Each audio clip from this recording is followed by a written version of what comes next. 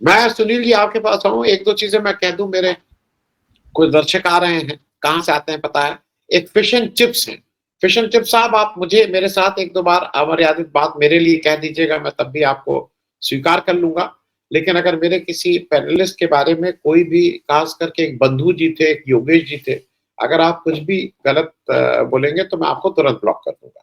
और fish and chips साहब, जरा अपनी भाषा की मर्यादा पे ध्यान रखिएगा।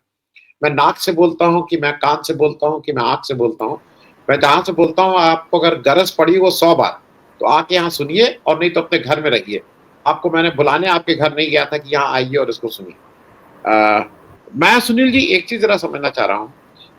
एक और चीज है, मैं कल सतीश जी से इसके बाद रात में बात, देर रात बात कर रहा था, तो एक चीज और समझ में आ रही थी कि अमेरिका की के पास जो पुराना माल इकट्ठा हो गया है, जिसको कबाड़ कह लीजिए, जिसको ये बता रहे थे कि मिलिट्री इंडस्ट्रियल कॉम्प्लेक्स जो उनका है, ये उसकी सफाई भी करने के चक्कर में, ट्रम्प बिल्कुल बिजनेसमैन है, तो उसको कहीं ना कहीं से ये लगता है कि हमारा पर, अब उसका इंटरेस्ट इसी में है कि लड़ाई होती रहे, यूक्रेन रशिया चलता रहे, इसराइल यहाँ चलता रहे, सप्लाई हथियारों की सब। और ये आज से नहीं है सुनील जी, अगर आप सेकेंड वर्ल्ड वॉर की भी बात करिए, तो वो सबको वो अपने वो देता था, ब्रिटेन को उसने सब दिया, और सब ये उधारी पे देता रहता था, सब हथियार हथियार उधारी पे देता है, और उधार को फिर वसूल करता है।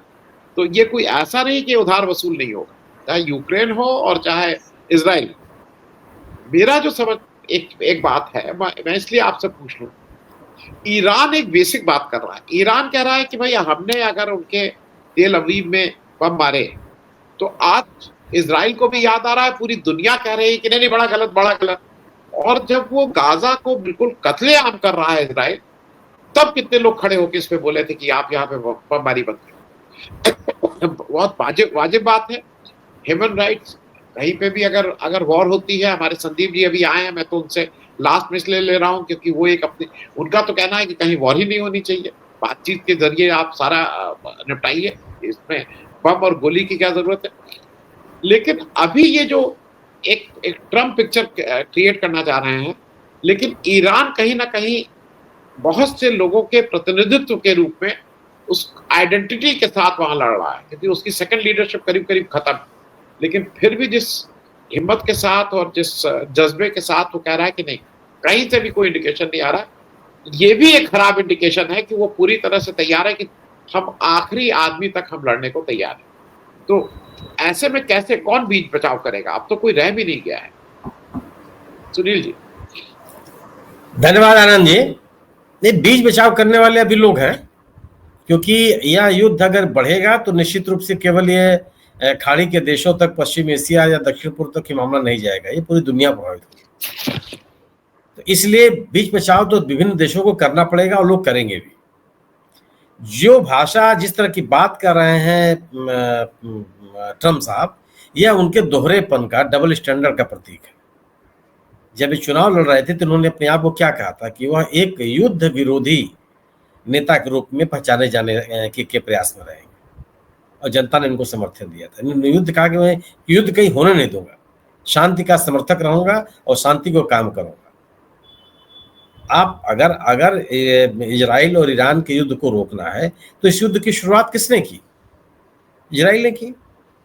आप इजराइल से क्यों नहीं कहते हैं कि तुम अपना युद्ध रोको? ईरान से आपको क्यों बार बार दबाव देने की आवश्यकता क्या है? ईरान ने तो कभी कहा नहीं। अभी मैं ईरान के विदेश मंत्रालय के प्रवक्ता को सुन रहा था इस जगह, उन्होंने साफ साफ कहा कि हम लोग डिप्लोमेटिक तरीके से बात करने के लिए तैयार थे। हम पहले भी तैयार थे, अमेरिका से हमारी बातचीत हो रही थी, 5 राउंड की हमारी बातचीत हो चुकी थी। हमने कभी भी संघर्ष को बढ़ावा नहीं दिया। वो एक बार भी नहीं कर रहे नहीं कुछ भी हो जाए हम बर्बाद हो जाएंगे, कुछ भी हो जाएंगे, लड़ाई लड़ते रहेंगे। वो कभी नहीं कर रहे हैं कि नहीं हम नेतन्याहू को भी टारगेट करेंगे, उन्होंने तो इस बात नहीं कही है। एक युद्ध, एक देश के ऊपर जब युद्ध थोप दिया जाए तो जो कार्रवाई करनी चाहिए वो ईरान कर रहा है। और आज जो ईरान को के खिलाफ इस लड़ाई को वैचारिक आधार देने की कोशिश की जा रही है कि वह इस्लामिक देश है और इसके पास कुछ भी नहीं होना चाहिए। 1953 में जब आपने सत्ता बदल दिया था, नहीं अमेरिकी लोगों ने उसकी चुनी हुई सरकार गिरा दी थी, तब कौन सा देश था वो? क्या तभी वहां पर इस्लामिक देश था? क्या इस्लामिक क्रांति हुई थी? एक चुनी हुई सरकार थी, मोहम्मद मोसाद्देह संभवतः वहां के प्रधानमंत्री थे, उनको हटा दिया गया था। तब सीआईए ने करोड़ों रुपए अरबों रुपए क्यों खर्च किए थे? आप अपनी अपनी विस्तारवादी सोच को एक वैचारिक मुलम्मा पढ़ाने चाहने का प्रयास करेंगे और लोगों को समझा लेंगे, दुनिया जान जाएगी। आप रजा साहब पहलवी को लेकर के चले आए। रजा साहब पहलवी के राज में तो कोई इस्लामिक व्यवस्था नहीं थी, किसी को हिजाब नहीं पहनना पड़ता था, बड़ी आजादी थी, बड़ा खुला समाज था। तब क्यों लोगों ने उनके सब समाज को पलट दिया? ईरान कैसे रहेगा यह तय करना ईरान के नागरिकों का है। ईरान के लोग अपनी सरकार को चुने, अपने तरीके से सरकार चलाए, बात समझ में आती। मैं मान के चलता हूं कि खमनी की सरकार कोई पॉपुलर सरकार वहां नहीं है, बहुत नाराजगी है लोगों के मन में। इसलिए नहीं है कि इस्लामिक व्यवस्था हुआ है वहां, पूरी की पूरी अर्थव्यवस्था चौपट है, बेरोजगारी आसमान पे है, महंगाई आसमान पे है, शिक्षा की हालत बहुत खराब है, स्वास्थ्य की हालत बहुत खराब है।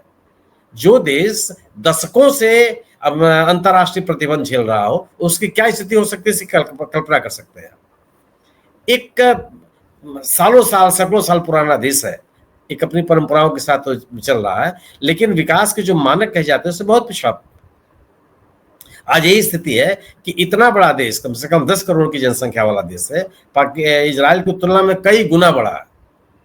90 लाख की जनसंख्या है पूरे के पूरे इजराइल की। बावजूद वह एक पिछड़ेपन का शिकार है, क्योंकि अंतरराष्ट्रीय जगह से उसके संपर्क एकदम कटे हुए हैं, वो अपने तमाम तरह के प्रतिबंधों को झेल रहा है। बावजूद इसके सवाल इस बात का है कि कोई भी कैसा भी देश हो, आप कौन होते हैं तय करने वाले? और ये जो ग्लोबल लीडर्स हैं, सब के सब इनकी डबल स्पीक है, ये केवल अपने अपने स्वार्थ देखते हैं और दुनिया के तमाम विकसित पिछड़े देशों का अपना ग्रेवयार्ड बना के रखा हुआ है। आप मैं अपनी आंख से जाके देखा हूं, युगांडा में, नामीबिया में, नाइजीरिया में, जो दक्षिण अफ्रीका के देश है, जितना अपना कूड़ा और आउटडेटेड टेक्नोलॉजी है सब झोंक रखा है, वहां पूरे पर्यावरण को बर्बाद करने पे लगे हुए हैं। किसी देश में जाकर के इन्होंने तरक्की थोड़े कर देते हो, विकसित समाज थोड़े बनाने का प्रयास करते हैं। और इनकी कोशिश केवल ईरान के साथ केवल स्थिति यही है कि ईरान इजराइल के उस ध्वंस को स्वीकार करने के लिए तैयार नहीं। अगर अगर अगर इजराइल को लेकर, अगर ईरान को लेकर के सवाल है कि उसके पास परमाणु अस्त्र नहीं होने चाहिए, दुनिया में किसी देश के पास नहीं होने चाहिए। जो लोग ये पंचायत कर रहे हैं और ये माहौल बनाने का प्रयास कर रहे हैं, सबसे ज्यादा परमाणु अस्त्र उनके पास है। 5000 से अधिक परमाणु अस्त्र अमेरिका के पास है और 5000 से अधिक रूस के पास है। आज तक ये बड़ी बड़ी बात करने वाले ये देश, आज तक इजराइल नॉन प्रोलिफरेशन ट्रीटी का हिस्सा तक नहीं बना, उसने बहिष्कार कर रखा है। को नहीं कहते हैं आपको, तुमको इस मेज पे आना पड़ेगा, तुमको अपनी बात करनी पड़ेगी, तुम अपने न्यूक्लियर प्रोग्राम को आगे नहीं बढ़ा सकते हो। कोई रोकता है क्या? कोई बात करता है उस पर? अंतर्राष्ट्रीय संस्थाएं कहती हैं कि नहीं, इनके भी न्यूक्लियर प्रोग्राम जो है उसकी जांच होनी चाहिए और अंतर्राष्ट्रीय निगरानी में गतिविधियां संचालित होगी। इजराइल ने न तो आज तक स्वीकार किया और न इनकार किया एटॉमिक पावर के रूप में होने के लिए, और अमेरिका से पूरा उसको सहयोग मिला हुआ है। ये जो सवाल, ये जो इस समय स्थिति बनी हुई है वो निश्चित रूप से बड़ी घातक है। और मेरा अपना मानना यह है कि अभी तक चीन एक अकेला देश है जिसने खुल करके इजराइल के आक्रमण का विरोध किया है, आरोप लगा है कि इजराइल ने ईरान के संप्रभुता के साथ खिलवाड़ किया है और कहा है कि वह उसकी राष्ट्रीय अखंडता, संप्रभुता और एकता के लिए उसके साथ खड़ा है। और ऐसा भी नहीं है कि चीन इस खाड़ी के देशों में, दक्षिण पूर्व के इस देशों में के मामलों में अपनी भूमिका न अदा किया हो। इन्हीं 1923 में ईरान और संभवतः सऊदी अरब इनके झगड़े में शामिल हुआ और इन दोनों के बीच में उसने बीच बचाव की कोशिश की और मामला शांत किया। ईरान लंबे समय से, ईरान के साथ भी दिक्कत है। पश्चिम एशिया के तमाम देशों में ईरान को लेकर के अपनी अपनी नाराजगी है, उसके अपने अलग अलग कारण हैं। ईरान तमाम ऐसे संगठनों को पनाह देता रहा है, समर्थन देता रहा है, सहयोग देता रहा है जो इजराइल से लड़ते रहे। उसमें हमास भी शामिल है, उसमें हिजबुल्लाह भी शामिल है, उसमें हुती भी शामिल है, सबको देता रहा है। और इसके बहाने वो एक प्रॉक्सी युद्ध हमेशा इजराइल से लड़ता रहा। लेकिन सवाल इस बात का है कि एक देश के रूप में अगर इजराइल ईरान पे हमला करेगा तो चुप हो जाएगा। और जो भाषा बोल रहे हैं ट्रम्प साहब, क्या सब उनके पिताजी का इलाका है क्या कि जहां चाहेंगे जो चाहेंगे वही करेंगे? वो तो ये भी कह रहे हैं कि मेक्सिको उनका राज्य होना चाहिए, वो ये भी कह रहे हैं कि कनाडा भी उनके देश का हिस्सा होना चाहिए, एक राज्य के रूप में वहां वो रहे।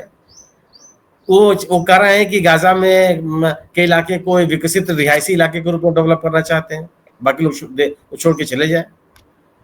कौन सी भाषा है ये 21वीं शताब्दी के उत्तरार्ध में जब आप सभ्यता और संस्कृति की बात करते हैं तो आप एक औपनिवेशिक ताकत के रूप में अपने आप को स्थापित करेंगे, दुनिया के साथ खड़ी हो जाएगी। आप तमाम कारणों को लेकर के ईरान की आलोचना कर सकते हैं, लेकिन इजराइल की भी तो आप अपनी बात कीजिए।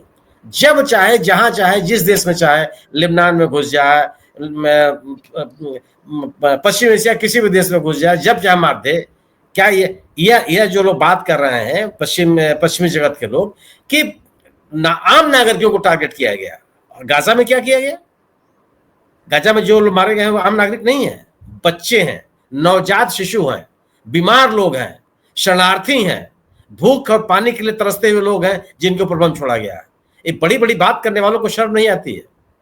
और आप कहते हैं कि नागरिकों का तेल अवीव में नागरिक इलाकों पर हमला किया गया। अगर सवाल है कि नागरिक इलाकों पर हमला किया गया तो मोसाद का कार्यालय क्यों नागरिक इलाकों में काम कर रहा है? आप कौन सा उदाहरण प्रस्तुत कर रहे हैं? अगर आप यही इजराइल आरोप लगाता रहा है कि जो ये गाजा के जो लड़ाकू हैं वह अस्पतालों का सहारा लेते हैं, वो नागरिक इलाकों के सहारा लेते हैं और वहां से लड़ाई लड़ रहे हैं। आप क्या कर रहे हैं? तेल अवीव में जहां मोसाद का कार्यालय है वो कौन सा इलाका है? हमास पे जो लोग नागरिकों का सहारा लेने वाले, आरोप लगाने वाले लोग मोसाद के रूप में खुद क्या कर रहे हैं? केवल 200 लोग, अभी 200 लोगों के मारे जाने की को स्वीकार किया है, 224 लोगों को मारे जाने को इजराइल ने, तब हाहाकार मचा हुआ है।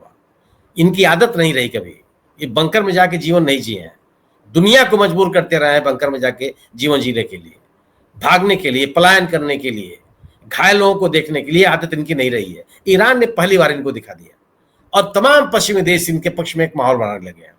निश्चित रूप से युद्ध किसी भी देश में, किसी भी क्षेत्र में, किसी भी इलाके में, किसी वर्ग में नहीं होना चाहिए। परमाणु हथियार किसी के पास नहीं होने चाहिए, लेकिन किसी का मतलब किसी के पास नहीं होना चाहिए। ये सभी देश आगे बढ़कर के क्यों नहीं कहते हैं कि हम अपना परमाणु हथियार खत्म कर देंगे? और इन्होंने धोखा दिया पूरी दुनिया में। इन्होंने परमाणु निशस्त्रीकरण के पूरे अभियान में पलीता लगा दिया। इन्हीं देशों ने दबाव डाल करके यूक्रेन के परमाणु कार्यक्रम को रोका था।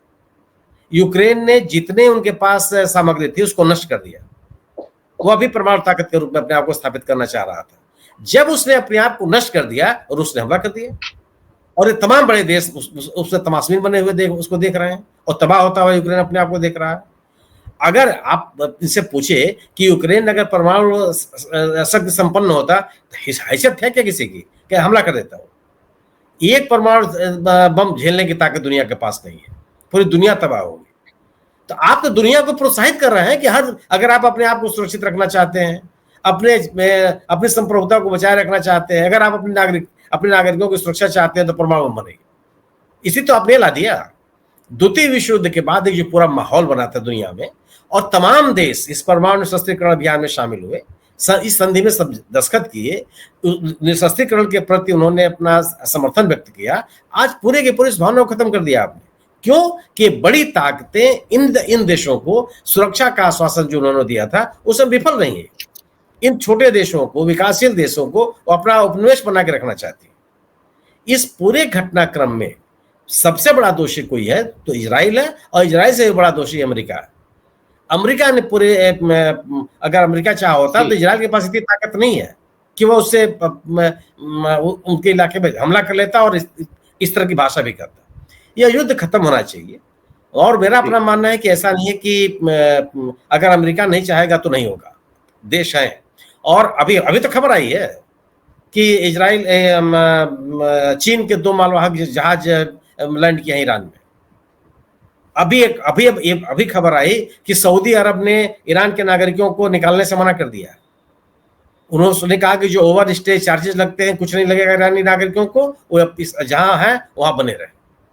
बातें हो रही थी कि जितने पूरे अरब देश हैं उन्हें बंटवारा हो जाएगा। सऊदी अरब अलग हो जाएगा, जो गल्फ काउंसिल के देश हैं, चाहे कुवैत हो, चाहे बहरीन हो, चाहे संयुक्त अरब अमीरात हो, ये तमाम देश 7-8 जो देश हैं वो ईरान के खिलाफ चले जाएंगे। कोई तो नहीं गया, 21 देश ईरान के पक्ष में चले आए।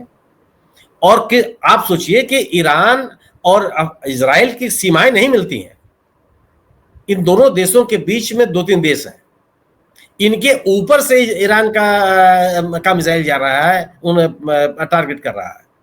अगर उन देशों का समर्थन नहीं होता तो क्या एक भी मिसाइल चली जाती क्या वहां ऊपर, अगर वो इजराइल के साथ खड़े होते तो ये केवल एक पश्चिम देश के लोग, पश्चिम की मीडिया खासतौर से, और ये अपने आप को ग्लोबल लीडर होने का दावा करने वाले लोग एक माहौल बना रहे हैं उसका, और जो वैचारिक आधार देने की कोशिश किया है अमेरिका ने कि एक इस्लामिक देश और इस्लाम के खिलाफ और इस्लामी लोगों के पास तमाम जो बातें करनी शुरू, खमेनी ने भी इसी तरह की बात कही है, टेररिस्ट कहा इजराइल को कि हम उनके इस युद्ध का हम करारा जवाब देंगे। नेतन्याहू जाके बंकर में छिपे हैं, खमेनी तो नहीं है, खमेनी तो अपने लोगों के बीच में मौजूद है। पूरा देश ये सरकार, ये लोग, पश्चिम के लोग, अमेरिका के लोग, इजराइल के लोग, एक अनपॉपुलर सरकार जिसके खिलाफ लोग थे उसके पक्ष में लोगों को खड़ा कर दिया। तेहरान ने बड़ी संख्या में लोग इस सरकार के पक्ष में, और इस युद्ध के लिए सरकार ईरान को तैयार रहने के लिए बात करते हुए सड़कों पर निकल रहा है। इस युद्ध में शामिल होने के लिए मेरा अपना मानना यह है कि अमेरिका के लिए भी आसान नहीं होगा। अमेरिका में एक बड़ा वर्ग है जो इस युद्ध में अमेरिका के शामिल होने को लेकर खिलाफ है, वह इजराइल को सहायता देने को भी लेकर खिलाफ है। क्या होगा तो आने वाला समय बताएगा, लेकिन युद्ध खत्म होना चाहिए, और मेरा मानना है कि युद्ध को समाप्त करने के लिए अभी अंतर्राष्ट्रीय ताकतें हैं जो हस्तक्षेप करेंगी। अगर ये बढ़ेगा तो निश्चित रूप से पूरी दुनिया प्रभावित होगी। जी।